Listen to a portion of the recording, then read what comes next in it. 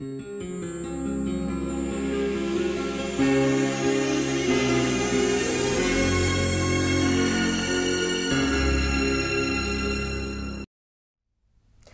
de femme, aujourd'hui avec Dominique Méjean, directrice adjointe d'Avignon Tourisme, chargée et responsable du salon Cheval Passion. Bonjour Dominique. Bonjour.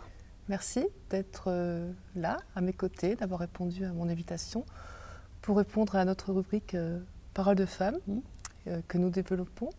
Vous êtes directrice adjointe d'Avignon Tourisme, comme je l'ai présenté, et responsable de cette manifestation très importante et incontournable dans le Vaucluse sur le Cheval Passion, qui aura lieu prochainement début du mois de janvier, 31e édition de Cheval Passion.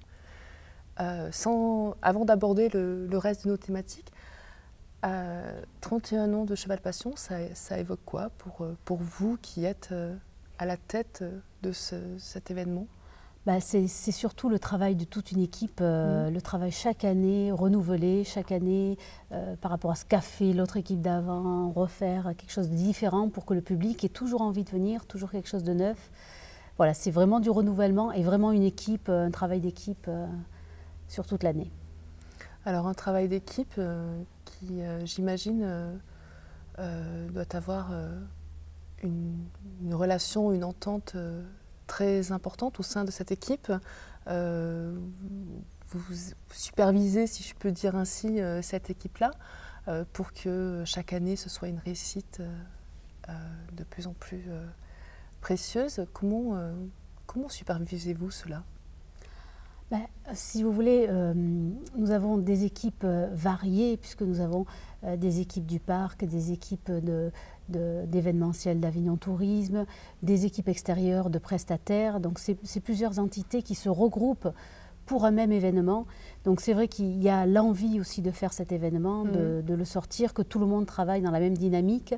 Ça, Cheval Passion, là depuis longtemps, puisque ça fédère les gens, c'est une manifestation que les gens aiment beaucoup. Tout le monde essaye de mettre son maximum pour que ce soit une réussite.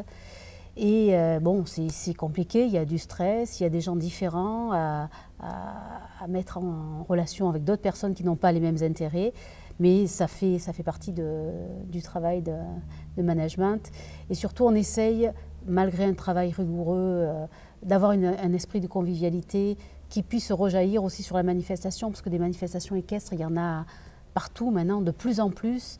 Et c'est vrai que ce qui fait la spécificité d'Avignon, c'est la partie convivialité, le cabaret équestre qui nous est envié et que tout le monde essaye de refaire. Mais il y a une ambiance qu'il n'y a qu'à Avignon, parce qu'il y a plein de gens qui sont dans cette mouvance et qui ont envie de sortir une très belle opération.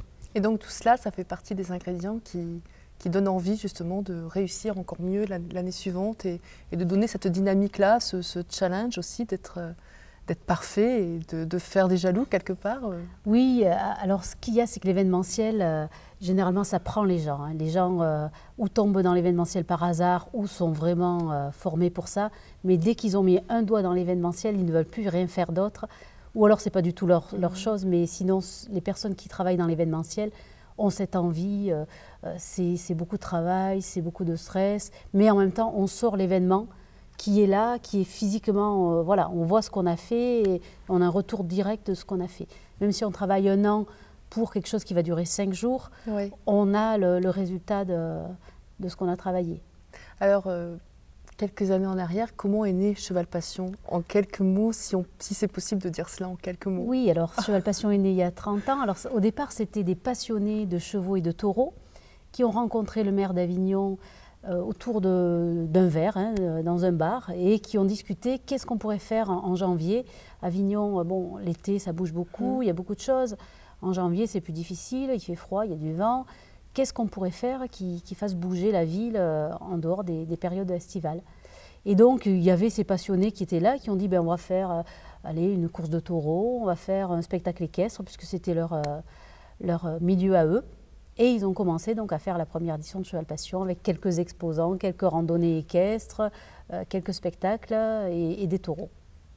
Alors en fait, c'est parti de rien, de rencontres, comme généralement se font La plupart des événements, on parle de rencontres, et voilà, rencontres font d'autres rencontres, et autour d'un verre de vin, parce que normal, on est dans la région du vin.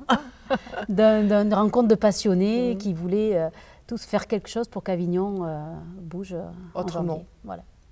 Alors, 31e édition, et chaque année, on a des nouveautés, on a des nouvelles rencontres, on a des nouveaux pays qui viennent sur ce lieu, notamment avec ce fabuleux gala des Crinières d'Or. Pour vous, c'est une réussite aussi de rassembler des différentes cultures, différents pays, des différentes origines autour d'un spectacle? Oui, bien sûr. La spécificité de chez nous des Crinières d'Or, c'est que c'est justement un spectacle qui est monté avec plusieurs numéros, plusieurs spectacles qui sont pris parfois à l'étranger, parfois en France, qui sont montés aussi parfois dans la région. Et ça fait un amalgame, quelque chose qu'on ne verra qu'une fois, qui ne se reverra plus. L'architecture, on va dire, des Crinières d'Or avec tel numéro, tel numéro, tel numéro, ça ne se voit qu'à Cheval Passion qu'une seule fois pendant les 5 jours. C'est monté comme ça, éphémèrement, et pof, après chacun repart dans son milieu d'origine. Effectivement, ça crée des rencontres, ça crée des envies de faire des choses différentes. Ça a été le départ de beaucoup d'autres projets. C'est vraiment très intéressant. Et en plus, les Crinières d'Or, ça a une répercussion nationale, internationale importante, qui est importante pour la ville, pour la région et pour notre opération. Qu'est-ce qui vous lie avec le cheval, vous, personnellement, Dominique? Alors moi, personnellement, pas grand-chose. Alors comment vous êtes-vous Si ce n'est l'amour des animaux, parce que j'adore les animaux. J'ai un chien, une perruche, une tortue, enfin voilà. D'accord. Rien à voir avec le cheval. J'ai dû monter un cheval dans ma vie 3 fois. Ouais. Mais ce que j'adore, c'est ces passionnés. Parce que le cheval, il n'y a pas de gens qui aiment plus ou moins le cheval. Ou les gens ne sont pas du tout dans le milieu et n'aiment pas. Ou alors les gens ont un amour pour leur cheval qui est... Moi, j'ai rencontré des gens... comme Lorenzo qui sera là cette année, mais ces chevaux, c'est comme moi un chien. Encore moins bien, parce que moi, mon chien, j'arrive pas à le dresser comme je veux. Lui, il appelle ses juments, elles sont là, elles le regardent. Enfin, voilà, c'est cette passion qu'on retrouve dans ces gens de chevaux qui est vraiment super intéressante. C'est aussi donné à travers ce spectacle, par rapport... plus précisément par rapport au gala. On parle de Lorenzo, on a vu Jean-François Pignon, voilà, tous ces maîtres qui n'ont qu'à regarder leurs chevaux pour qu'ils obéissent. C'est aussi rappeler quelque part les valeurs justement du respect, du respect d'autrui, du respect d'autrui, de pouvoir accepter. On parle aussi de soins avec les chevaux. Voilà. Est-ce que c'est aussi tout cela, ce mélange qui permet aussi de redonner quelque part certaines valeurs que l'on peut avoir tendance à oublier, avec notamment les événements qui sont de plus en plus difficiles à accumuler et à accepter? Bien sûr. Je vous rassure, moi je dis que je n'y connais rien de chevaux, mais nous avons dans l'équipe des spécialistes chevaux qui font des choses, qui connaissent très bien la manifestation, enfin le monde équestre. Par contre, au niveau des chevaux, nous, c'est vrai qu'on a dans notre entourage que des gens qui respectent les chevaux. Je pense que quand on fait un numéro comme ça, où son cheval est vraiment un animal, pas de compagnie, mais il y a un lien très fort, on ne peut pas l'avoir que dans la force et que dans le respect comme ça, avec des coups de bâton, c'est pas possible. Il y a forcément un respect de l'animal, un respect de la personne. Voilà, il faut les tenir, les chevaux. Hein. C'est quand même des bêtes importantes qui peuvent partir en live. Hein. Donc il y a quand même une certaine maîtrise du cheval, mais toujours dans le respect. Et nous, on a le peu de gens qu'on a connus qui ne respectaient pas les chevaux, on n'a pas voulu les avoir sur l'opération, parce qu'on veut vraiment que ce soit fait pour le monde équestre, pour les chevaux et pour la valorisation du monde équestre. Parce que c'est vraiment un milieu qui le mérite et voilà, c'est un respect important. Et puis ça se ressent de toute façon. Dans les numéros, quand on voit Lucien Grus au milieu de la piste, qui arrive, ses chevaux, paf, on voit qu'il le respecte et que lui respecte ses chevaux, quoi. On voit vraiment qu'il y a une façon de traiter les animaux, bien sûr les humains, ça va de soi, hein, mais là, avec les nouvelles lois qu'il y a surtout sur le respect des animaux. Voilà, on est vraiment dans cette thématique. Est-ce que c'est aussi l'envie de vouloir sensibiliser justement les personnes qui n'ont pas forcément de lien avec les chevaux, mais aussi de pouvoir les attirer via ces spectacles, via ces activités, via ces cabarets, où finalement c'est ouvert à tout le monde, quoi, autant pour ceux qui sont amateurs ou amoureux de spectacles que du cheval en lui-même? Bien sûr, alors ça c'est notre force à Avignon. On n'est pas une manifestation par exemple sportive avec du CSO où ne viennent que les gens qui connaissent le CSO ou qui ont un intérêt quelconque. Nous on est aussi une manifestation grand public. On a bien sûr les professionnels du monde équestre qui sont là, qui retrouvent tout ce qu'ils veulent, les exposants, les concours, etc. Mais le grand public vient passer une journée, voit des spectacles au cabaret, voit des gens qui se baladent, discute avec des gens. Et ça fait également une émulation au niveau du monde équestre. Par exemple, nous, on est très fiers de ces 3000 enfants qui viennent des écoles le jeudi, des tout petits, là, des maternelles, qui sont là. Et on a, par exemple, cette année, on a Samuel Afrat, qui est un des artistes qui sera au spectacle. Sa première approche du cheval, il est venu avec l'école maternelle à Cheval Passion. Il n'y connaissait rien aux chevaux, ça ne l'intéressait pas. Il a vu le cheval, ah tiens, ça m'intéresse. Après, il y avait le spectacle Poney Passion, fait par les Poney Club, les enfants. Il a dit, allez, je vais dans un centre équestre, je voudrais essayer de faire ça. Il est venu le mercredi à Poney Passion, il a fait son spectacle équestre avec son centre équestre. Et voilà, et maintenant il est au Crinière d'Or. Donc c'est quelqu'un qui n'était pas forcément branché cheval, qui, par ce biais-là, est arrivé dans le monde équestre. Et des gens comme ça, on en a plein, et c'est ça qui est intéressant, parce que les 3000 enfants, c'est des gens d'Avignon qui vont grandir dans la région et voilà, qui leur première approche du cheval, c'est Cheval Passion. Et moi, je trouve ça super. C'est aussi ce genre de choses qui vous enrichit, ce genre d'événements, ce genre de relations. Vous dites que vous n'aviez pas de lien avec les chevaux, mais j'imagine qu'aujourd'hui, vous en avez créé. Oui, bien sûr. Puisque effectivement vous êtes dedans, hein, donc vous êtes dans le bain équestre, si je puis dire.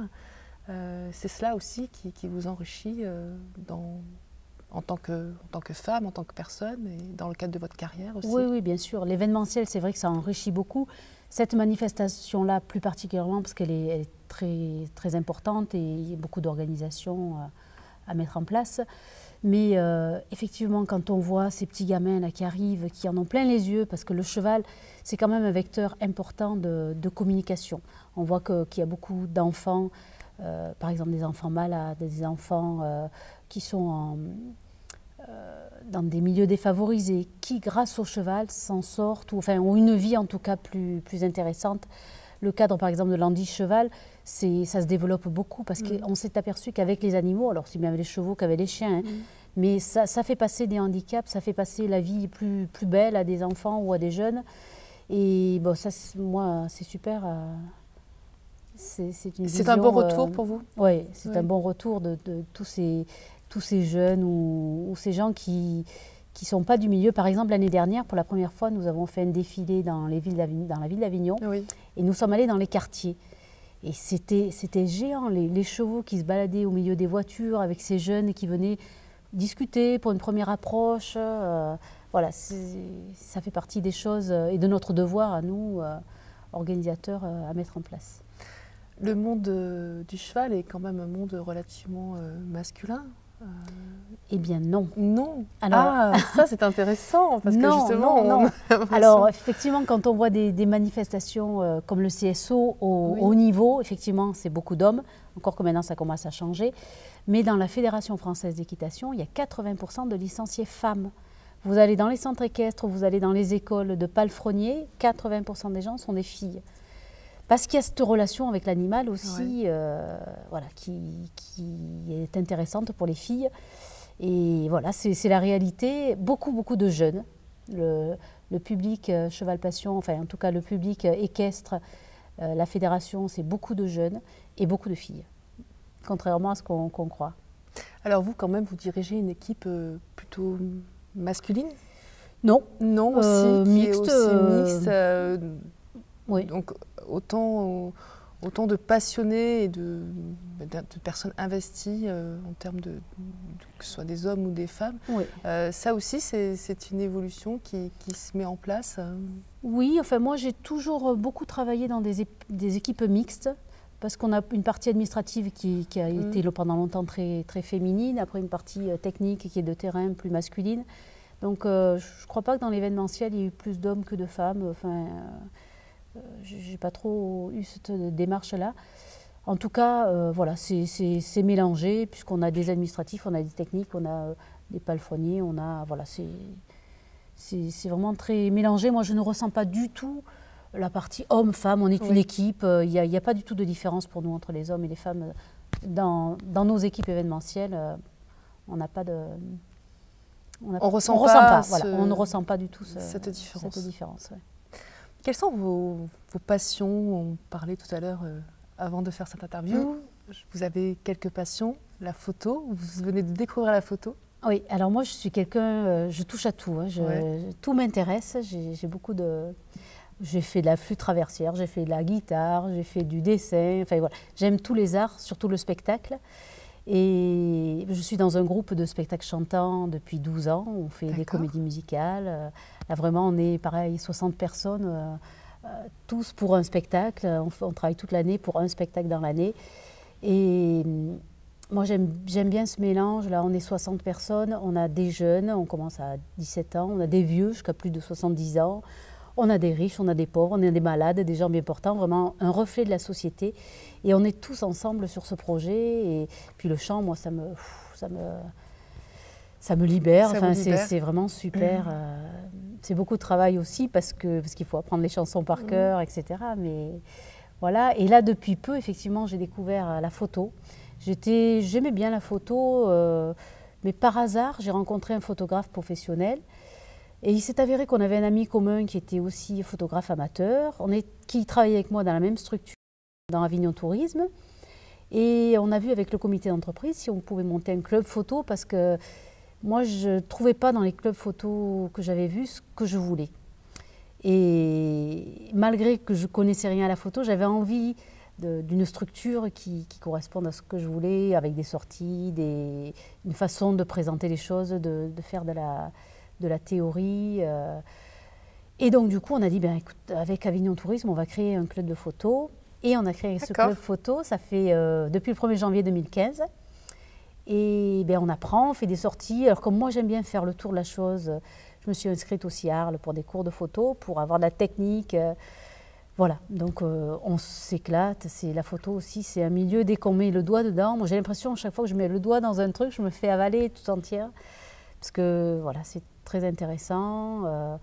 C'est tous les jours, dans tous les moments, on peut avoir un déclic pour une photo. On peut, pareil, on peut être malade. Moi, j'ai une amie qui a des problèmes. Ben, c'est pas grave, elle peut faire de la photo quand même. Voilà. Et puis, moi, j'ai l'impression qu'en vieillissant, j'ai envie encore plus d'avaler les choses. Autour de moi, j'ai des personnes malades. Je me dis, wow, ça peut nous tomber malheureusement sur le coin de l'œil chaque seconde. Et voilà, j'ai envie de faire plein de choses. J'ai envie de... Voilà. Et le chant, alors, c'est venu alors, comment? Le chant, pareil. Bon, moi, je suis née dans une pâtisserie, parce que mon père était pâtissier. Et je chantais dans la maison toute la journée. Les gens qui venaient au magasin disaient « Ah, vous avez votre fille qui chante et tout ». Mais comme j'étais très timide, je n'allais pas dans des chorales, des choses comme ça. Enfin, à part la chorale de l'école, je n'ai pas fait grand-chose.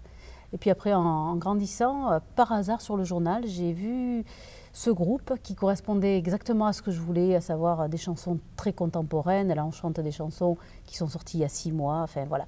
Très contemporaine, très dynamique, il y a de la danse, il y a du théâtre, voilà, quelque chose de pas conventionnel. En chantant comme ça ne m'intéressait pas trop.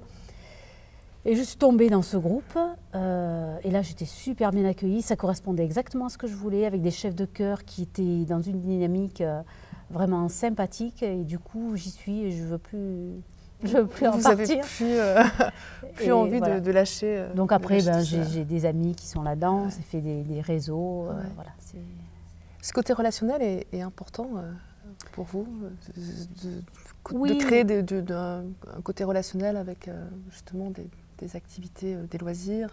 Ce mélange-là, c'est quelque chose qui vous permet, comme vous disiez, de vous libérer. Oui, oui. Ce qui est important, si vous voulez, c'est que l'événementiel, ça prend beaucoup de temps, ça prend beaucoup la tête, ça peut prendre toute une vie, tout un moment. Si on n'y fait pas attention, on peut se faire avaler pareil par tout ça. Et bon, tant mieux, mais il faut aussi se garder des plages pour soi. Voilà, pour soi. Et puis moi, j'ai tellement envie de faire de choses que voilà, je me garde des plages pour moi. Et donc le chant, la photo maintenant, ça fait partie des choses importantes pour voilà, ouvrir l'esprit, changer l'esprit, rencontrer des gens nouveaux. Voilà. Quelles sont les valeurs que vous pouvez défendre à travers votre carrière professionnelle et aussi à travers votre personnalité profonde? Moi, j'essaie d'être toujours fidèle à moi-même. Ma valeur primordiale, c'est le travail. J'ai été élevée, comme je vous ai dit, dans un milieu où mes parents travaillaient beaucoup. De toute petite, j'étais dans le monde du travail. J'ai quitté l'école assez tôt après le bac, les premières études. Je voulais travailler, je voulais faire quelque chose. Voilà. Donc, chaque fois que j'avais des vacances scolaires, je travaillais. Et je trouve que voilà, c'est une de mes références, le travail, d'être jugée sur mon travail, sur ce que j'ai fait, sur ce que je fais ou ce que je ferai. Et après, des valeurs au niveau personnel, moi j'ai ma famille qui est très importante aussi, on est très, très proches. Voilà, de solidarité entre familles et des amis sur lesquels je peux compter. Voilà. C'est des valeurs qui sont importantes pour moi à aujourd'hui. Merci Dominique Méjean. Merci à vous. Merci.